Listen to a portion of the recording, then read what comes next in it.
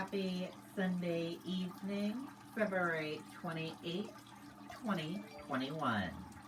I'm Riley King, and welcome to this Sunday evening edition of the Riley King Newscast, right here on the Riley King Network. We have a lot of news to get to this Sunday evening, so let's begin. But first up, let's begin with a check of your weather. Your weather right now is fair, 39 degrees. With more on that, let's go to meteorologist Haley LaPointe with a full weather forecast.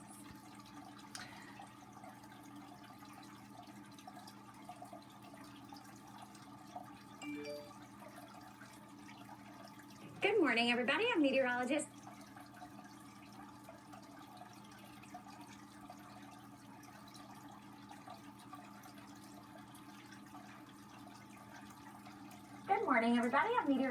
Haley LaPointe. Here's an update on your forecast. Be very careful through the morning hours for black ice. After yesterday's rainfall, snowmelt has refrozen in a lot of spots. That means that black ice is out there, especially in the parking lots, walkways, any of the secondary roadways too. Anywhere not treated could be very slick through the morning hours. We've got light rain showers coming through Sunday evening and continuing into early on Monday. Then eventually a Arctic cold front comes through late Monday to Tuesday, bringing in a quick blast of bitterly cold air. Today temperatures though into the 40s, maybe even mid-40s down through the Merrimack Valley and at the seacoast with mainly cloudy skies. We have clouds streaming in this morning. They'll thicken up as we go through the morning hours and into the afternoon. Eventually some of these rain showers make it in here, but not the real heavy rain. We'll likely see some scattered downpours as we go through overnight tonight and into early on Monday. But for the most part, it's actually dry during the daylight hours on Sunday. So here we go, mostly cloudy, maybe a couple areas of drizzle or some spits of rain, a few raindrops in the southern half of the state. But again, much of the day is dry. Then overnight, Sunday into Monday is when the next system comes in. Could be a few areas of light mixing, but thankfully it happens overnight.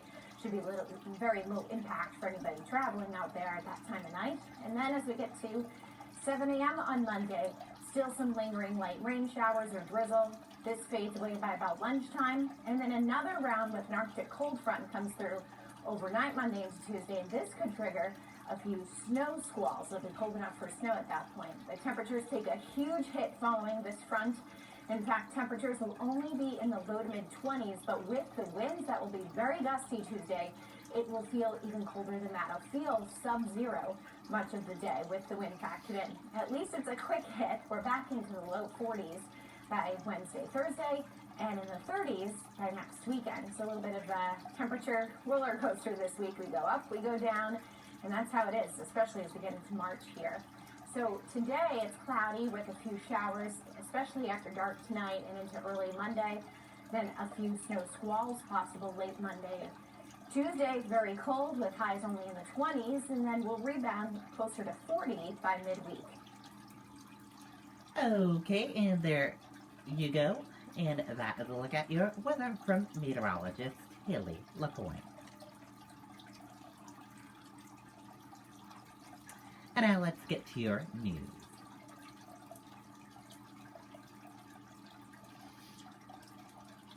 First up, let's take a look at your COVID-19 numbers for New Hampshire. And here's a check of those COVID-19 numbers for New Hampshire. There are 75,424 number of people in New Hampshire have tested positive for COVID-19. There are 1,170 number of deaths from COVID-19 in New Hampshire, and there are 87 current number of hospitalizations for COVID-19 in New Hampshire. And that is a look at your COVID-19 numbers in New Hampshire.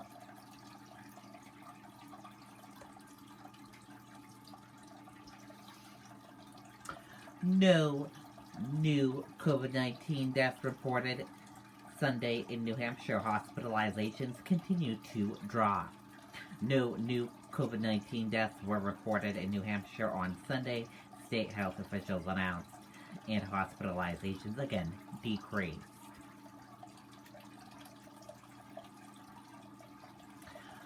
Owners of Trucking company connected to Randolph motorcycle crash face federal charges. Let's take a listen to that video from WMUR News 9.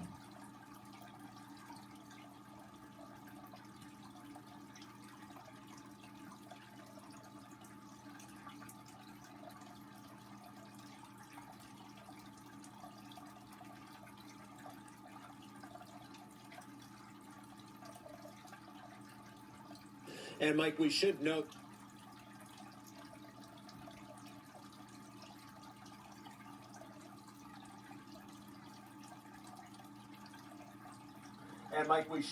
that the allegations laid out in this document are not linked to the deadly crash in Randolph. It was actually the investigation from that crash that led to today's charges.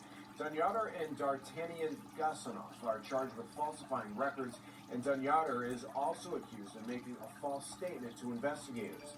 According to court documents, they falsified driving logs to avoid federal regulations, and Dunyader allegedly told the driver to falsify records. They own the now closed Westfield Transport Incorporated. In June of 2019, prosecutors say one of their drivers, Vladimir Sirkovsky, was towing a flatbed trailer in Randolph and crashed into a group of motorcyclists, killing 7. He pleaded not guilty to negligent homicide and driving under the influence, and he is awaiting trial. Meantime, one of the owners of that company was arraigned today and released on a number of conditions. Law enforcement is now trying to track down the other man. Reporting live, Mike Cronin, WMUR News. Okay, and there you go on that video and that report.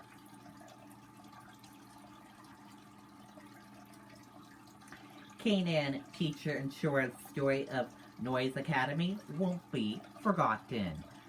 Let's take a listen to that video from WMUR News 9.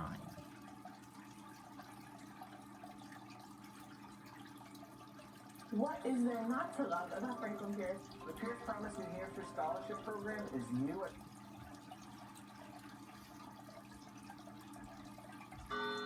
This is a story that for almost 200 years has slipped through the pages of American history. But it's a story that Sarah Dunkerton has grown up with, and one that she teaches to her students every Black History Month. Her mother, Donna, is the town historian for Canaan and works to preserve the history of the Noise Academy. We were really ahead of our time. This is an educational experiment. The Noise Academy was charted in Canaan in 1834 by Samuel Noyes and other abolitionists. Established in the town formed in the shadow of Mount Cardigan, once a stop on the Underground Railroad. A replica of the school now stands on Canaan Street. It was the first interracial co-ed school of its kind in the nation. But not everyone was in favor of the school, and in July of 1835, they took action. Hundreds of men from Canaan and other surrounding towns used oxen to drag the school out of town. They placed skids beneath the building, and they dragged the Noise Academy down the street and left it. Noise Academy was destroyed, but its short time of existence helped mold the careers of some of the country's most prominent Black leaders. Henry Highland Garnett, who is my all-time favorite student, he became the first African American to speak in Congress. He was invited by Abraham Lincoln after the Emancipation Proclamation was passed. And then we have Thomas Paul, who became the second African American student to graduate from Dartmouth College. Sarah says her mission to continue the story of Noise Academy and the name of its students has become a personal one. Her 4 times great-grandfather, Nathaniel Currier, served as a founder and trustee of the school. Knowing that he was a true freedom fighter, and he really paved the way for equality as well as equal educational opportunities, it just makes me really happy. Tim Callery, WMUR News 9. Okay, and there you go on that video and that report.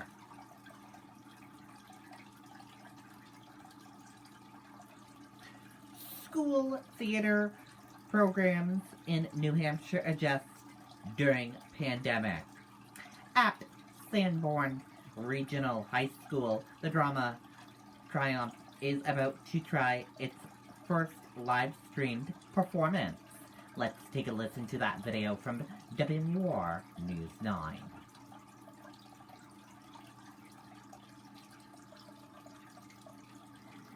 Homeowners, this incredible tip is just for you. If you owe less than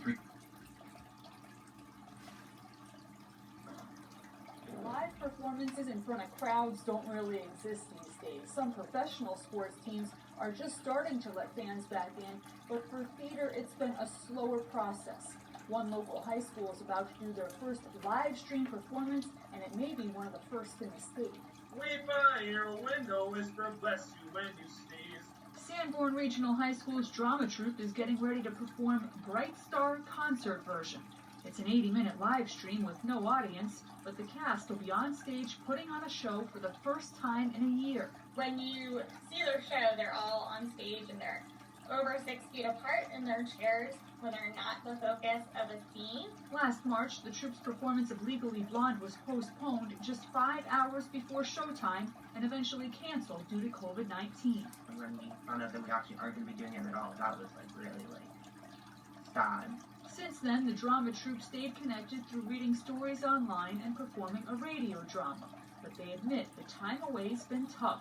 The fact that we don't usually have those practice times and have those moments and memories we have on stage during practices, it's just kind of hard that we couldn't do that. Theater director Bridget Doucette Howell led efforts to keep the students together while apart.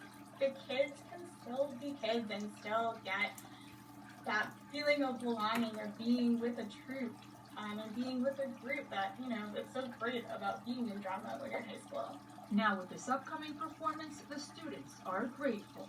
I'm just really, really lucky that even though it's different, we still get a chance to do what we love. The 4-hour-long rehearsals where people are usually tired by the end, I'm like, oh, can we just stay for longer? The students say one of the nice things about a live stream performance is people from all over the country can watch. Tickets can be purchased online. The show runs March 12th through the 14th. In Manchester, Jessica. Okay, and there you go on that video and that report.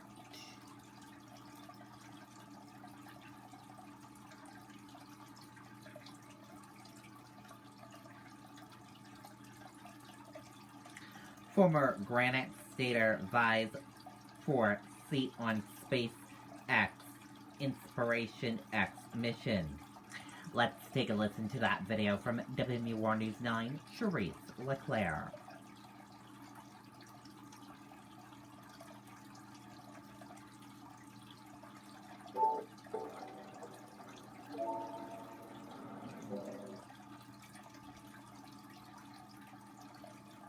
A former Granite Stater could soon be joining a mission to space. SpaceX plans to launch Inspiration 4 by the end of this year from NASA's Kennedy Space Center. It will be the world's first all-commercial astronaut mission to orbit. Dr. Cyan Proctor is among those vying for one of the 2 seats. I kind of feel like space has always been a part of me and who I am. You could say space exploration runs in Dr. Cyan Proctor's blood. I was born 8.5 months after Neil Armstrong took those famous first steps on the moon. And the fun part about this is that I was born on Guam because my father was working at the NASA tracking station during the Apollo missions. Her father, one of the hidden figures, African Americans who contributed to the advancement of human spaceflight. A note from Neil Armstrong to her dad thanking him for his help during Apollo 11, dear to Proctor's heart. Just to think about my dad and his legacy with NASA. Now it's her turn. The professor, geoscientist, explorer, analog astronaut, published author, almost made it to space in 2009 as a finalist for the NASA astronaut selection process, and now a new mission. I am Dr. Cyan Proctor. Proctor has entered into a contest with SpaceX, which plans to launch its Inspiration 4 to orbit this year. Applicants can get selected for one of 2 seats available through a contest by donating to St. Jude, which Proctor did, or by being an entrepreneur, which Proctor is. When COVID hit, I decided that I wanted to share a message of hope and inspiration to people around the world, so I started sending postcards. Postcards with her original art and poetry. Her business called Space to Inspire, serving as a launching pad for others. Taking your space, the space you inhabit, your unique self, and using it to inspire those within your reach and beyond. Proctor was inspired by aviation and flight as a kid growing up in Nashua next to the airport. She would later go on to get her pilot's license. My dad bought me binoculars so that I could watch the planes come down, and he just always supported me and my love of aviation and wanting to fly, and become an astronaut. An explorer's heart and her dad's legacy on her side, Proctor hopes 2021 is the year she fulfills a lifelong dream. It's coming full circle from what my father had dreamed for me. She is so incredible, and you can help Dr. Cyan Proctor by going to twitter.com/Dr. Cyan Proctor and retweeting her entry video. Now, the contest ends tomorrow night at 11:59. The winner will be announced in March, just in time for Proctor's 51st birthday. Let's hope she goes to... Okay, and there you go on that video and that report. Great story there.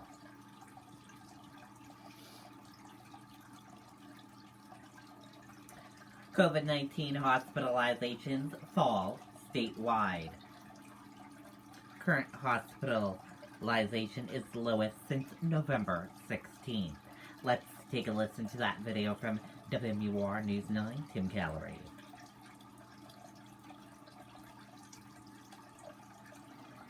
Homeowners, this incredible tip is just for you. If you owe less than $300... Well, local hospitals really felt the burden of that holiday surge we experienced a few months back. Now, they're feeling some relief while hoping this trend will continue. Southern New Hampshire Health is one of several local hospitals that are seeing a sharp decrease in COVID-19 patients. We are starting to see some positive trends. Dr. Scott Wolf serves as president of Southern New Hampshire Health and chief quality officer for Solution Health. He says hospitalization rates aren't the only things on the decline. We're starting to see a trend in the positive direction around new rates, and we're also starting to see a decline in the number of deaths. Portsmouth Regional Hospital is also experiencing a downward trend, says CEO Dean Carucci. Portsmouth was up towards a high of around 40 as we headed into the new year. And we're down to 12. Statewide, current hospitalizations are down 72% since hitting their peak on January 1st. There are a number of different reasons for that. I think the vaccine distribution is starting to take hold, and I do think that that's helping as well. And plus all of the best practices, masking, social distancing. Doctors say those practices will need to continue in order to keep this trend going. I think the trends we are starting to see is a true testament to the commitment of our communities. And another downward trend that is causing some concern involves visitations. Doctors say people just aren't showing up at hospitals out of concern of catching the virus. But they say hospitals are safe, and they are urging people to seek help if they are experiencing any medical issues. Reporting in Nashua, I'm Tim Callery, WMUR News. Okay, and there you go on that video and that report. And thank you for joining us for this evening edition of the Riley King Newscast right here on the Riley King Network. I hope you all have a great rest of your evening, and I'll see you back here tomorrow for another newscast. I'll have a news report coming up in a little bit. Good night and goodbye, everyone.